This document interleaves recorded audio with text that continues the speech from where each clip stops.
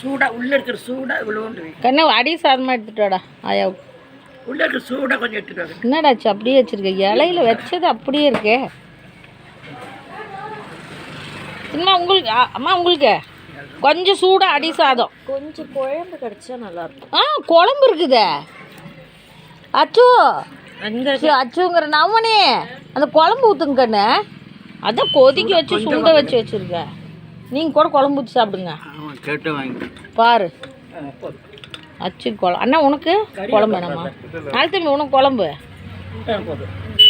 போதும். வாங்க. எல்லாம் மட்டன் பிரியாணி, மட்டன் கிரேவி, ஈரல், தயிர் பச்சடி, மட்டன் குழம்பு எல்லாம் சாப்பிட்லாம் வாங்க.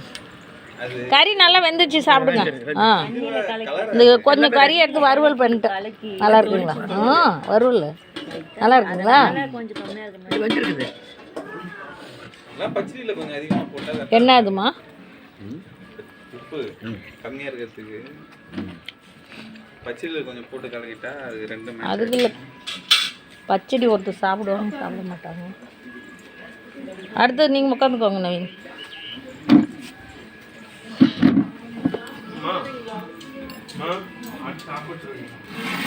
எல்லாமே உட்காருங்க, கரெக்டாக இருக்கும்.